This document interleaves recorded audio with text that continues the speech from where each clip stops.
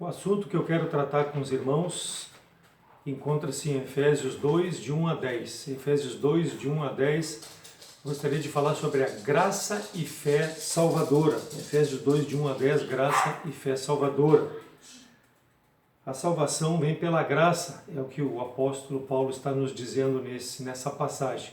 Estamos passando por um período de pandemia, um período de grandes dificuldades, um período onde a solidariedade de algumas pessoas está sendo manifesta de forma muito intensa, está marcando e mostrando o amor pelo próximo, no sentido de se preocupar com as pessoas mais pobres, no sentido de alimentar essas pessoas. Nós estamos vendo várias campanhas para angariar alimentos, fundos, as instituições em si estão envolvidas nos menores detalhes, no sentido de prover as dificuldades das pessoas que estão enfrentando essa pandemia. As pessoas principalmente renomadas, artistas, músicos, em geral, jogadores de futebol, pessoas envolvidas com a sociedade, estão participando ativamente nessa solidariedade. Nós temos visto muitas lives onde as pessoas de influência estão fazendo chamamentos para cuidar da atenção dessas pessoas que estão passando por dificuldade. E elas diretamente também estão contribuindo. Muitos artistas têm feito lives, arrecadado e direcionado esse dinheiro para sustentar as pessoas. São relevantes as participações dessas pessoas, esse envolvimento junto a essas pessoas que estão carecendo de um apoio. Isso é louvável. Agora, o fato é que essas pessoas estão confiando e acreditando que a sua moralidade é o suficiente para receberem o perdão diante de Deus, achando que servindo a sociedade de uma forma importante como eles estão fazendo, que eles merecem inclusive a salvação. Muitas pessoas fazem isso pensando nesse aspecto. Imagine nós vivendo numa sociedade que fosse completamente honesta, despojada desses problemas que nós estamos enfrentando, com corrupção, com engano ao próximo. Imagine se nós vivêssemos numa sociedade perfeita, com certeza essas pessoas diriam que não precisariam de Jesus Cristo, porque já agindo da forma como agem, elas creem que as suas boas obras vão justificar diante de Deus, vão assegurar um lugar lá no céu, na eternidade. Porém, nós, à luz da palavra de Deus, nós vemos que a salvação de Deus é pela graça. No nosso texto de Efésios 2, 8 e 9 diz que pela graça sois salvos mediante a fé. Isso não vem de vós, é dom de Deus, não vem de obra para que ninguém se glorie. E o versículo 10 diz que nós somos feituras de Deus em Cristo Jesus, aí sim para andar nas boas obras. Então as boas obras, elas têm uma finalidade de acompanhar a pessoa que já é salva e não salvar as pessoas como essas pessoas creem que as suas boas obras trazem salvação. E nós vamos ver na palavra de Deus, ela vai nos mostrar que muitas pessoas tentaram se justificar pelas suas boas atitudes, boas obras, mas morreram perdidas, morreram longe de Deus. Então, nesse período difícil que nós passamos em razão da pandemia, como crentes, nós temos a responsabilidade de mostrar às pessoas, alertar as pessoas que aquilo que elas estão fazendo é importante, sim, mas é insuficiente quanto à sua necessidade espiritual. Há uma necessidade latente, urgente de crer em Cristo como Salvador. E nós precisamos alertar essas pessoas, conforme a palavra de Deus fala aqui em Efésios 2, 8 e 9, para que elas possam crer em Jesus Cristo. E nós vamos ver na palavra de Deus, rapidamente, pessoas que acharam que a sua forma de viver justificava diante de Deus. Primeiro, Caim. Lá em Gênesis 4:3 diz que aconteceu que ao cabo de dias, Caim trouxe do fruto da terra uma oferta ao Senhor.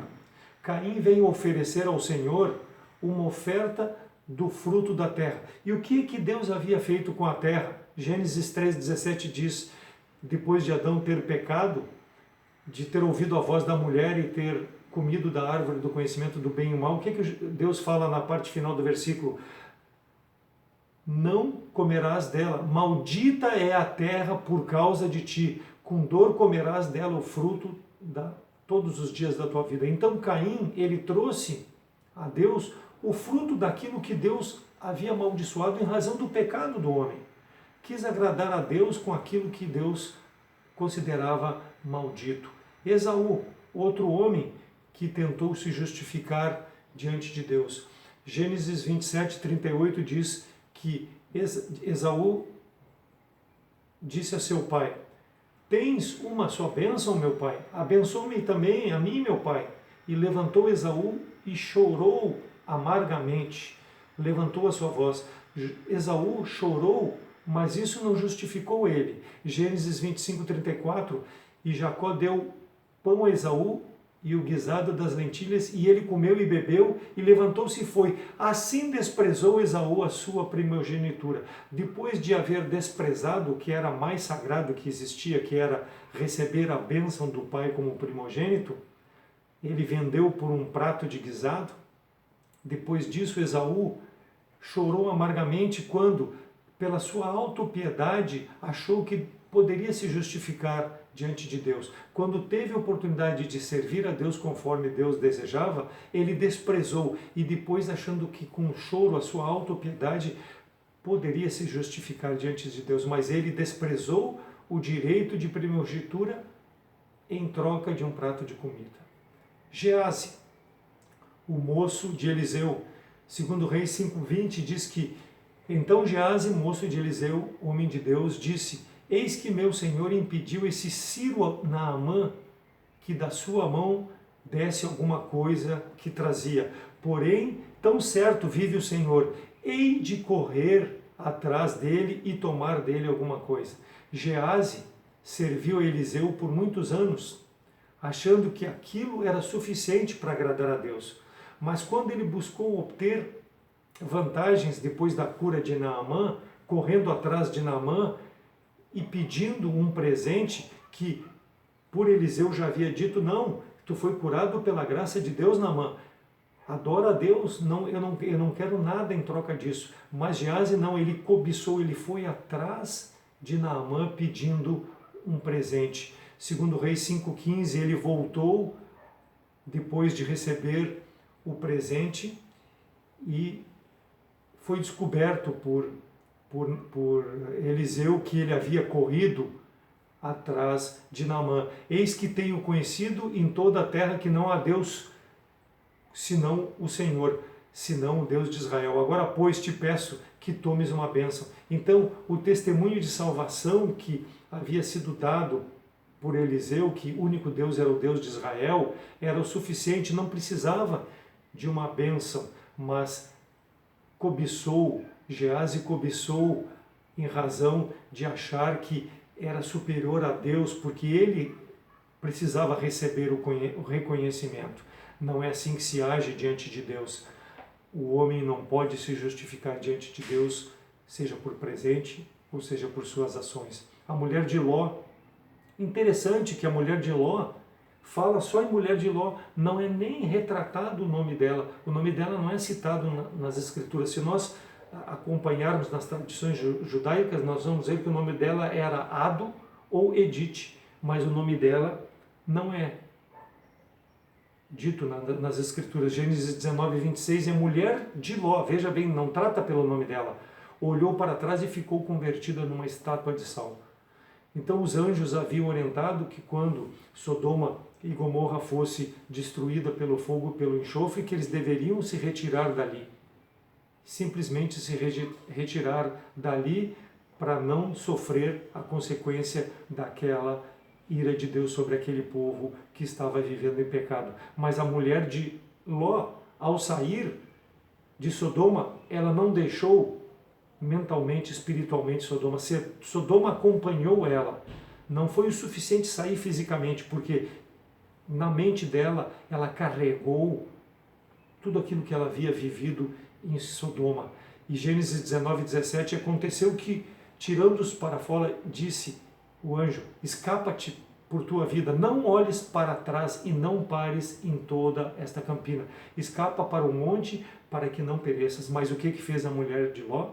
De Ló, olhou para trás, transformou-se numa estátua de Saul, porque foi desobediente à palavra de Deus no sentido, separa-te desse povo, esse povo que aos meus olhos não faz o que agrada. Mas a mulher de Ló saiu fisicamente, mas não tirou Sodoma de sua vida, trouxe consequências eternas sobre a sua vida. Félix, Atos 24 e 25 diz: e tratando ele da justiça e da temperança e do juízo vindouro, Félix, espavorado, respondeu: por agora vai-te, e em tempo oportuno te chamarei. Félix era o procurador da Judéia, quando os judeus acusaram a Paulo de perturbador da paz nas províncias. Ele teve que recorrer para não ser julgado ali em Jerusalém. Então ele foi levado para diante de Félix, e ele era acusado, Paulo, de ter desviado o interesse do dinheiro que era para ser aplicado na manutenção e restauração do templo, e usou para ajudar judeus com outros propósitos, e que estava propagando uma seita que era Jesus Cristo, que tinha sido proibido de ser feito, que não tinha o direito de partilhar a proteção da lei romana. Mas Paulo foi encaminhado diante de Félix, e quando Félix recebeu, ele temeu, mas apesar da conveniência pessoal, ele não aceitou o testemunho de Paulo. Ele preferiu ficar com o lado dos judeus. Ele ouviu as palavras de Paulo, ele ouviu o testemunho de Paulo, ele até tentou tirar dinheiro de Paulo para que pudesse libertar a Paulo, mas ele não creu no Evangelho. E como ali ficasse muitos dias, Festo contou ao rei os negócios de Paulo, dizendo: um certo varão foi deixado por Félix aqui preso. Então Félix foi um amigo do Evangelho. Ele não prejudicou a Paulo, mas ele não aceitou a pregação que Paulo propagava. Não trouxe salvação a ele ser amigo de Paulo do Evangelho. Por quê? Porque mesmo que ele quisesse, ele não seria salvo, porque não creu na pregação de Paulo. Israel, nação escolhida de Deus, povo separado por Deus. Romanos 12, 1 e 2, irmãos, o bom desejo do meu coração e a oração a Deus por Israel é para a salvação. Mas para aí, salvação de um povo que é de Deus, porque lhes dou o testemunho, versículo 2 diz, de que tem zelo de Deus, mas com entendimento, porque não está no coração do povo. O povo tinha zelo por Deus, mas o coração do povo estava longe de Deus, muito longe de servir a Deus. Por isso que o povo de Deus precisava da salvação. Assim, muitas vezes, irmãos, é no nosso meio, crentes que se dizem crentes não são verdadeiramente salvos, como era o povo de Deus. Mas está na igreja, mas não salva. Está na igreja, não salva. O que salva é crer em Jesus Cristo. O próprio Deus sempre, quando se referiu ao povo de Israel, sempre mostrou, olha o que diz 2 Reis 17:13, e o Senhor protestou a Israel e a Judá pelo ministério de todos os profetas, dizendo: convertei-vos. Mas para aí, meu povo, precisa se converter. Convertei-vos dos vossos maus caminhos e guardai os meus mandamentos e os meus estatutos, conforme toda a lei que ordenei. Está na minha palavra, mas vocês não estão vivendo a minha palavra. Então Deus levantava profetas, e pelo ministério dos profetas, para alertar o seu povo de que o povo estava longe dele. Israel sempre foi assim. Isaías 29:13, porque o Senhor disse: pois que este povo se aproxima de mim com a boca e com os lábios, me honra, mas o seu coração está longe de mim, afastado, e o seu temor para comigo consiste em só mandamentos de homem. Só isso. O coração não é verdadeiramente para servir a Deus. Ezequiel 33:31, e eles vêm a ti como o povo costuma vir, e se assentam diante de ti como o meu povo, e ouvem as tuas palavras, mas não as põem por obra, quer dizer, não praticam. De pouco adianta ouvir a palavra de Deus se não praticar, se não aceitar para a sua vida, pois lisonjeiam com a sua boca, mas o seu coração segue na sua avareza. Nós não podemos servir a Deus com o coração assim. Precisa ser verdadeiramente transformado para ser considerado povo de Deus, para ser considerado um filho de Deus. Judas, que foi Judas? Um servo de Deus, estava com Jesus Cristo, mas nunca confessou Jesus Cristo como Salvador. Atos 1:25, para que tome parte nesse ministério e apostolado, de que Judas se desviou para ir para o seu próprio lugar. Então, Pedro estava querendo levantar um outro apóstolo no lugar de Judas, porque Judas se desviou para o seu próprio caminho.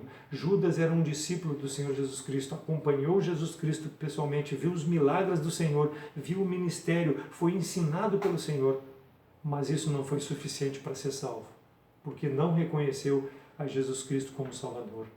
Coré, Números 16:19, e Corá fez ajuntar toda a congregação à porta da tenda. Então a glória do Senhor apareceu a toda a congregação. Ele se ajuntou contra Moisés, porque ele se achava mais espiritual, mais santo do que aquela liderança de Moisés e de Arão. Coré participava da adoração do Senhor, mas ele se levantou contra a liderança. Números 16:32, a terra abriu a sua boca e tragou Coré com as suas casas, como também todos os homens que participavam com ele e toda a sua riqueza. Foi condenado, por quê? Porque queria servir a Deus do jeito humano e não conforme a palavra do Senhor, e não conforme a liderança mostrava. Balaão foi um homem que Deus usou, mas nunca creu em Deus. Balaque enviou mensageiros a chamar a Balaão para amaldiçoar o povo de Deus, pois que o povo de Deus crescia numerosamente. Números 22:5 e 6 diz, então enviou mensageiros a Balaão, filho de Beor, a Petor, que está junto do rio, na terra dos filhos do meu povo, a chamá-lo, dizendo, eis que um povo saiu do Egito, e eis que cobre a face de toda a terra, e parado está de frente de mim. Vem, pois, agora, rogo-te, amaldiçoa a este povo, pois é mais poderoso do que eu, para ver se poderei ferir e lançá-los fora da terra. Porém eu sei que a quem tu abençoares será abençoado, e a quem tu amaldiçoares será amaldiçoado. Então mandou chamar um homem para amaldiçoar o povo de Deus. Balaque chamou a Balaão. Números 22:12 diz, então disse Deus a Balaão, não irás com eles, nem amaldiçoará a este povo, porquanto bendito é esse povo para mim. Então quando Balaque chamou, Balaão respondeu, não, eu não vou com esse povo. Mas o que aconteceu? Ao invés de Balaão obedecer a Deus, Números 22:16, pela uma segunda vez, Balaque mandou mensageiros e disse, os quais vieram a Balaão e lhe disseram, assim diz Balaque, filho de Zippor, rogo-te que não te demores em vir a mim, porque grandemente te honrarei e farei tudo o que disseres. Vem, pois, rogo-te, amaldiçoa esse povo. Ou seja, Balaque ofereceu riquezas para que Balaão chegasse e amaldiçoasse o povo de Deus. Deus havia dito, não, tu não vai lá, esse povo é bendito. Mas foi a insistência de Balaque, foi o presente concedido, ou a promessa de um presente. E o que aconteceu com Balaão? Ele preferiu a honra dos homens. Ele foi lá para amaldiçoar o povo de Deus, mas no caminho Deus se encontrou com ele e a jumenta falou com ele pelo Espírito de Deus e mostrou a Balaão que ele deveria abençoar e não amaldiçoar aquilo que Deus abençoava. E Números 23:10, quem contará o pó de Jacó e o número da quarta parte de Israel?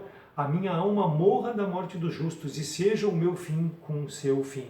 Então Balaão desejou a morte dos justos, o povo de Israel, em meio às bênçãos que ele proferiu, porque as palavras que ele fala em 23:10 de Números, quem contará o pó de Jacó e o número da quarta parte de Israel? A minha alma morra a morte do justo, ou seja, eu vou morrer com esses, e seja o meu fim com o seu. Então ele desejou a morte do povo de Deus, mas mesmo assim Deus ainda usou ele para que ele proferisse as bênçãos, para que ele proferisse as profecias que proferiu, favoráveis ao povo de Deus. Por quê? Porque era o mando de Deus que prevalecia. Mas mesmo assim, ele se vendeu procurando as honras do mundo, as honras passageiras. E muitos têm agido assim e têm ido para o inferno porque preferem confiar nas suas obras ou na maneira de se justificar diante de Deus. Os fariseus, o que aconteceu com os fariseus? O que Jesus Cristo diz em Mateus 23, 14: ai de vós, escribas e fariseus hipócritas, pois que devorais as casas das viúvas sob pretexto de prolongadas orações, por isso sofrereis o mais rigoroso juízo. Lucas 18, 11, e o fariseu, estando de pé, orava consigo desta maneira: ó Deus, graça te dou, porque não sou como os demais homens, roubadores, injustos, adúlteros, nem ainda como esse publicano. Então os fariseus gostavam de fazer prolongadas orações como motivo de justificarem-se diante, não de Deus, do povo, porque aquelas orações não chegavam diante de Deus. De nada adiantava. É como se tu orasse para um Deus estranho. É como se tu orasse, ao invés de orar para Deus na pessoa de Jesus Cristo, tu orasse para Maria. O objeto da fé está errado. Nós precisamos, através de Jesus Cristo, chegar na presença de Deus e não nos justificarmos e não mostrarmos que nós somos os melhores como faziam os fariseus. O que aconteceu com Saul? Saul, ungido de Deus, 1 Samuel 10, 10, e chegando ele ao outeiro, eis que um rancho de profetas lhe saiu ao encontro, e o Espírito de Deus se apoderou dele e profetizou no meio deles. O Espírito do Senhor acompanhou Saul. Ele até foi um profeta diante do povo, através do que Deus fez com o Espírito Santo na vida dele em alguns momentos, mas disso nada adiantou profetizar em nome do Senhor. 1 Samuel 13, 13. Então disse Samuel a Saul: agiste neciamente e não guardaste o mandamento do Senhor, aquilo que ele te ordenou, porque agora o Senhor teria confirmado o teu reino sobre Israel para sempre. Versículo 9 a 11 do mesmo capítulo 13. Então disse Saul: trazei-me aqui um holocausto e ofertas pacíficas.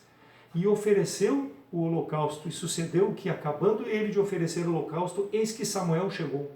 E Saul saiu ao encontro de Samuel para o saudar. Então disse Samuel: que fizeste? Disse Saul: porquanto via que o povo se espalhava e que tu não vinhas nos dias aprazados, e os filisteus já se tinham ajuntado em Micmas, e eu ofereci o holocausto. Ou seja, aquilo que era para o sacerdote fazer, Saul tomou para si para fazer. De nada adianta apresentar o holocausto diante de Deus e não guardar os mandamentos do Senhor. Agiste neciamente, não guardaste os mandamentos do Senhor, foi o que disse Samuel a Saul quando ele disse: olha o que eu fiz. De pouco adianta fazer isso, o que precisa é ter um coração obediente, guardar os mandamentos de Deus e fazer a vontade de Deus. Oferecer holocaustos não adianta, porque isso diante de Deus não tem valor nenhum. Era específico para o sacerdote, mas Saul tomou a frente. 1 Samuel 15, 22 e 23, outro comportamento errado de Saul. Porém Samuel disse: tem porventura o Senhor tanto prazer em holocausto? Mais uma vez ele ofereceu holocausto e sacrifício do que obedecer à palavra de Deus. Eis que o obedecer é melhor do que o sacrificar, e o atender é melhor do que a gordura de carneiros, porque a rebelião é como o pecado de feitiçaria, e o porfiar é como iniquidade e idolatria. Porque tu rejeitaste a palavra do Senhor, ele também te rejeitou a ti, para que seja rei sobre Israel. 1 Samuel 15, 3. Vai, pois, agora e fere Amaleque e destrói totalmente tudo aquilo que tiver, e não lhe perdoes. Porém matarás desde o homem até a mulher, desde o menino até o de peito, desde os bois até as ovelhas, e desde os camelos até os jumentos. E ao invés de ter aniquilado Amaleque, tudo aquilo que pertencia, suas riquezas, seus gado, como Deus ordenara através de Samuel, ele preservou o melhor para oferecer em sacrifício a Deus. Preservou a vida do rei Agag, rei dos amalequistas, tudo em pretexto de oferecer holocausto ao Senhor. O Senhor agrada-se mais de um coração que teme a Ele, que pratica a sua palavra, do que alguém que apresente sacrifícios diante do Senhor. O Senhor rejeitou a Saul em razão da sua infidelidade. E assim é conosco, irmãos. Se nós não formos fiéis nas nossas atitudes, como salvos em Cristo, de pouco adianta o nosso sacrifício diante de Deus. O que Ele vai ver é a intenção do nosso coração. As virgens nécias, lá de Mateus 25, então o reino dos céus será comparado a 10 virgens que, tomando as suas lâmpadas, saíram ao encontro do esposo. E 5 delas eram prudentes e 5 loucas. As loucas, tomando as suas lâmpadas, não levaram azeite consigo, mas as prudentes levaram azeite em suas vasilhas com suas lâmpadas. E tardando o esposo, tosquenejaram, quer dizer, dormiram, adormeceram. Mas à meia-noite ouviu-se o clamor. Aí vem o esposo, saí-lhe ao encontro. Então todas aquelas virgens se levantaram e prepararam as suas lâmpadas. As prudentes. As loucas disseram aos prudentes: dai-nos do seu azeite, porque nossas lâmpadas se apagam. Mas as prudentes responderam, dizendo: não seja caso que nos falte a nós e a vós. Ide antes aos que vendem e comprai-o para vós. Tendo elas ido comprá-lo, chegou o esposo, e as que estavam preparadas entraram com ele para as bodas, e fechou-se a porta. E depois chegaram também as outras virgens, dizendo: Senhor, Senhor, abre-nos a porta. E ele lhe respondeu e disse: em verdade vos digo, não vos conheço. Vigiais, pois, porque não sabeis o dia nem a hora em que vem o Filho do Homem.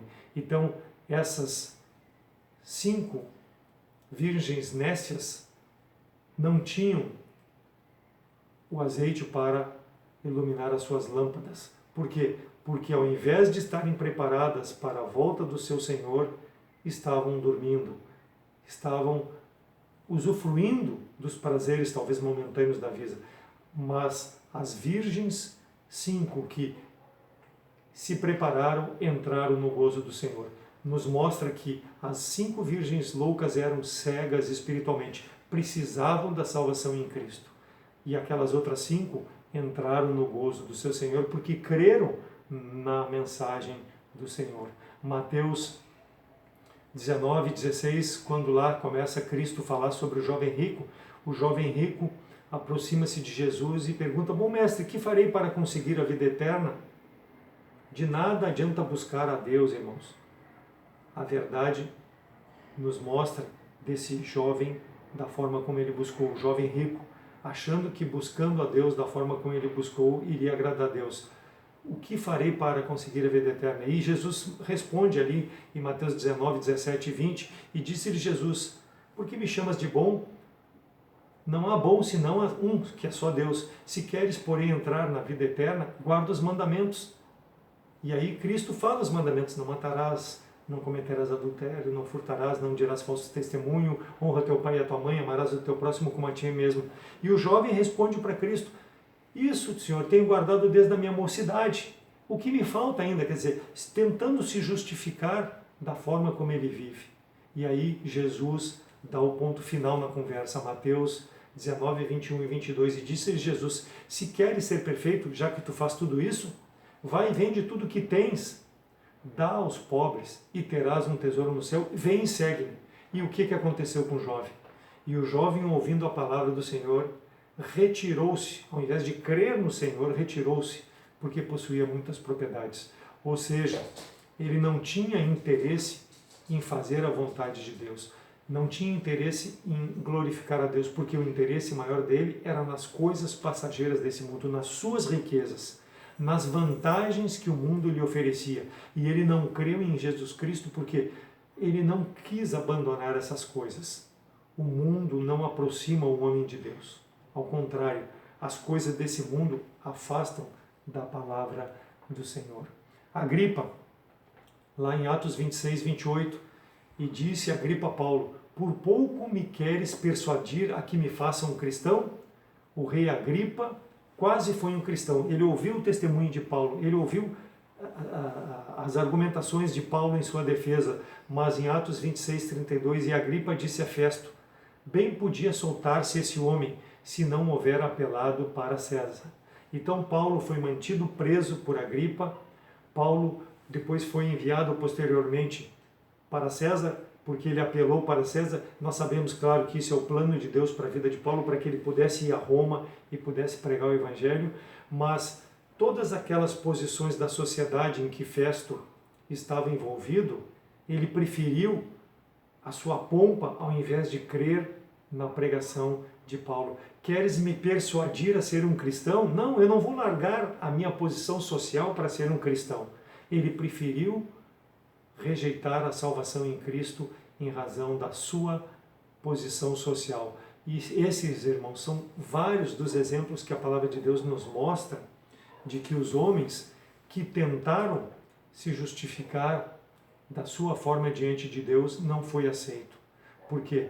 Porque Deus não quer que o homem se justifique por suas forças, por seus méritos. Deus quer que o homem se aproxime dele para a eternidade na salvação que Deus proveu para o homem, não na forma que o homem deseja a salvação. E no nosso texto de Efésios 2, nós vamos ver alguns versículos que mostram essa graça maravilhosa de Deus, a graça de Deus salvadora. Efésios 2, 1. E vos vivificou, estando vós mortos em vossas ofensas e pecados. Na forma como vocês viviam, como viveram todos esses homens, vocês estavam mortos, mas vos vivificou.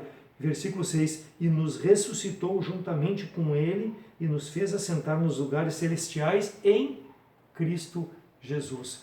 Então, Efésios 5,14 diz que, pelo que diz, desperta, tu que dormes, e levanta-te dentre os mortos, e Cristo te esclarecerá. Então, só em Jesus Cristo é que o homem pode nascer de novo, pode a sua condição de morto espiritual ser transformada em Cristo Jesus. Então, esses mortos espiritualmente, eles não aceitam a Jesus Cristo porque não querem reviver espiritualmente, porque eles querem se aproximar de Deus da sua forma carnal, da sua forma humana, e não da forma como Deus nos mostra.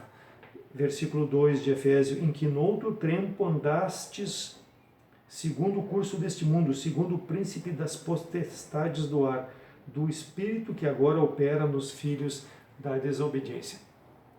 Aquele que recebe a graça de Deus, ele não anda mais em trevas.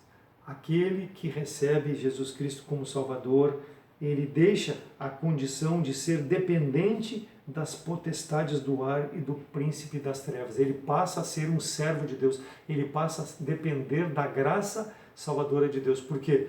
Porque ele foi justificado pela fé em Cristo daquela fragilidade da sua carne. Aquele que vive preso a esse mundo, ele não tem como sair dessa condição de se justificar diante de Deus pela sua carne. Só a graça de Deus nos dá essa proximidade de Deus. Efésios 2, 4 e 5. Mas Deus, que é riquíssimo em misericórdia pelo seu muito amor com que nos amou, estando nós ainda mortos em nossas ofensas, nos vivificou juntamente com ele em Cristo, porque pela graça sois salvos. Pela graça, o amor de Deus é um amor incondicional, é um amor espiritual que transforma o nosso eu. A matéria, ela pode ser ajudada pelas coisas desse mundo. Nós podemos ter conforto, podemos ter tranquilidade, mas espiritualmente só Jesus Cristo pode dar a transformação. Só o amor de Deus em Cristo transforma espiritualmente. Essas outras coisas vão ficar nesse mundo, mas a nossa alma vai viver eternamente. Ou na presença de Deus, porque temos Jesus Cristo como Salvador, porque aceitamos o amor de Deus em Cristo, ou longe de Deus, porque rejeitamos o amor de Deus na pessoa de Jesus Cristo, porque pela graça sois salvos mediante a fé, e isso não vem de vós, é dom de Deus, não vem de obras para que ninguém se glorie. Efésios 2, 8 e 9. E aí sim, porque somos feituras suas para andarmos nas boas obras. Então Deus nos salvou sem merecimento.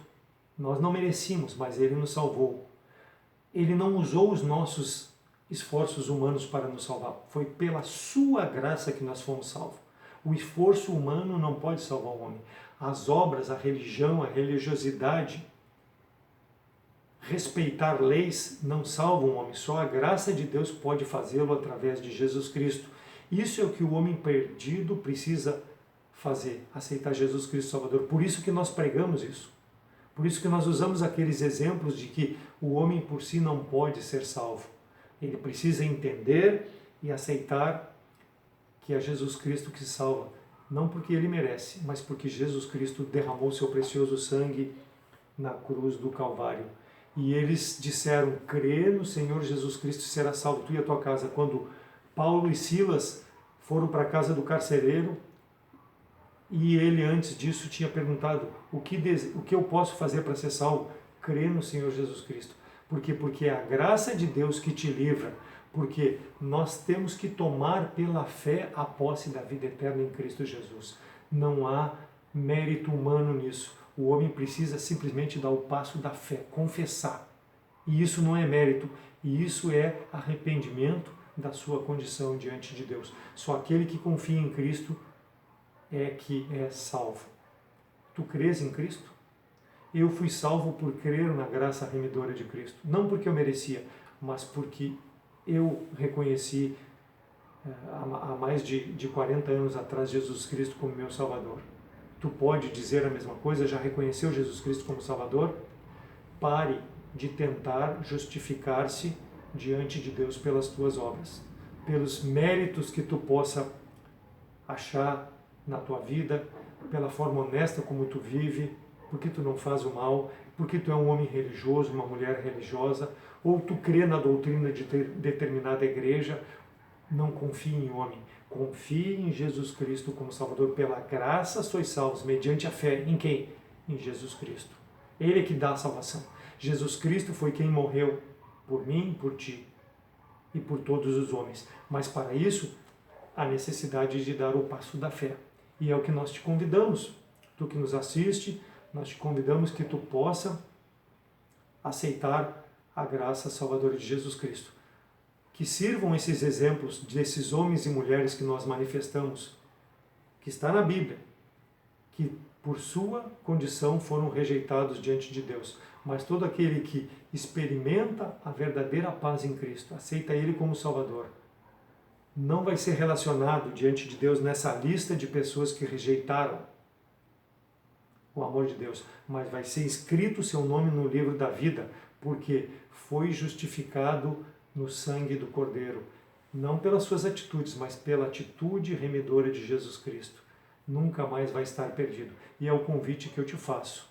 Procure-nos através da rede social, procure-nos pelo telefone, pelo WhatsApp, e nós, à luz da palavra de Deus, podemos te mostrar como tu pode verdadeiramente tomar posse da graça salvadora de Jesus Cristo. Graça, não precisa pagar nada, basta crer em Cristo como Salvador. É o convite que eu te faço. E nós, como crentes em Cristo, nosso desafio, vamos usar esse tempo de dificuldade, esse tempo de pandemia, para propagarmos o Evangelho, para nós mostrarmos às pessoas com as nossas vidas que a nossa esperança não está numa vacina, não está no medicamento. A nossa esperança está em Cristo Jesus. Façamos a nossa parte, nos cuidando, nos precavendo, obedecendo aquilo que as autoridades dizem, mas confiamos na graça salvadora de Jesus Cristo, porque esse corpo não tem valor, não tem poder nenhum para nós levar à eternidade. Mas a salvação em Cristo Jesus nos traz a salvação. Que Deus possa ser glorificado. Vamos orar. Senhor, obrigado pela Tua palavra, pelo Teu amor, obrigado porque um dia eu pude crer nessa graça salvadora em Cristo, e que aqueles que nos ouvem, que ainda não têm a Cristo como Salvador, que Tu possa, através da Tua palavra, mostrar essa graça salvadora. Eu oro agradecido com perdão dos pecados, em nome de Cristo. Amém.